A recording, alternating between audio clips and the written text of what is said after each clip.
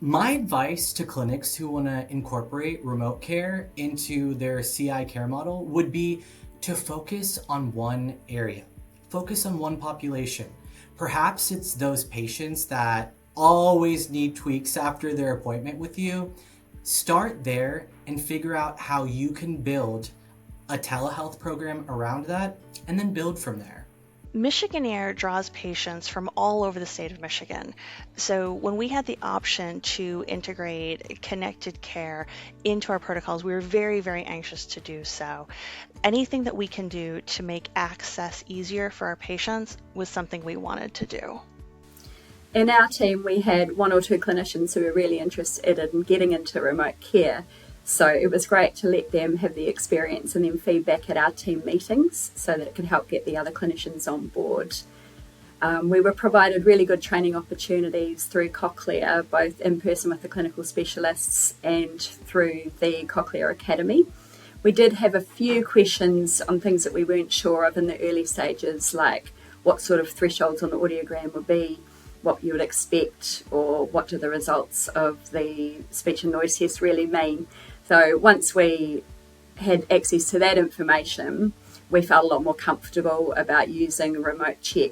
Using remote care has really helped us with changing our clinic protocols. We've looked at recent studies provided by the American Cochlear Implant Alliance and recommendations from Cochlear about seeing patients a little less. I personally have been working with this since about 1998, and when I think of how many times we saw patients, it was really just too much. And we weren't doing that many things at each subsequent appointments.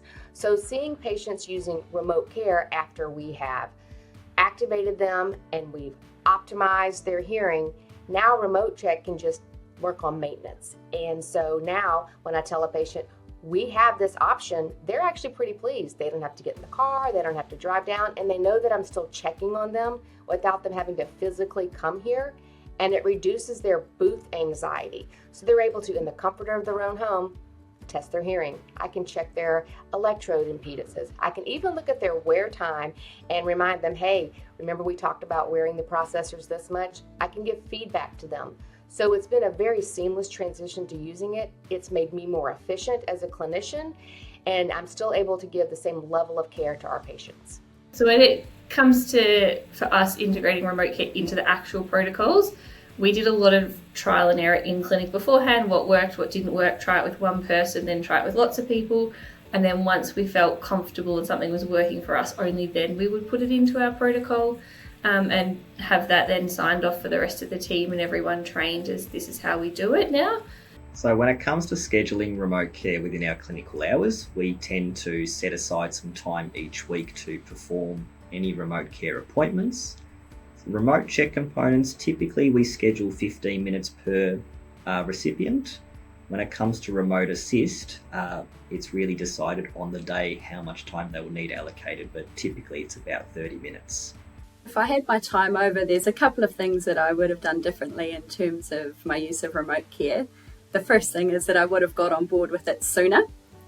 We had really good support from Cochlear in terms of training, and we were offered the opportunity to get on board quite early on.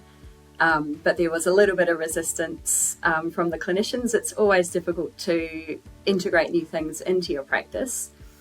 One way I think would be really helpful is to use a team approach. So the way we did it was relying a lot more on individual clinicians' motivation and just starting to use the technology themselves.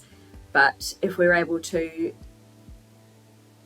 approach it from a team perspective and onboard people that way, trying to set some goals to encourage clinicians to use remote care, celebrating when we achieve certain milestones. So we had 100 enrollments recently, which was really exciting.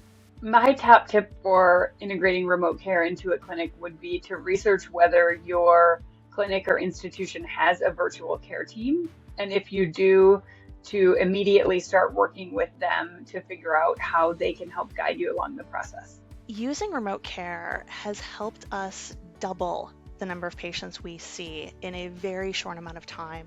And we could not have done that without remote care. being that we can now see patients for these visits either asynchronously with remote check or synchronously through remote assist, we're able to now take on more patients than we ever have before because we have the time to see those evaluation appointments and get more patients access to better hearing much, much faster than we ever have before. It used to be a several month wait to get in for an evaluation, and we have now trimmed that down to a matter of weeks.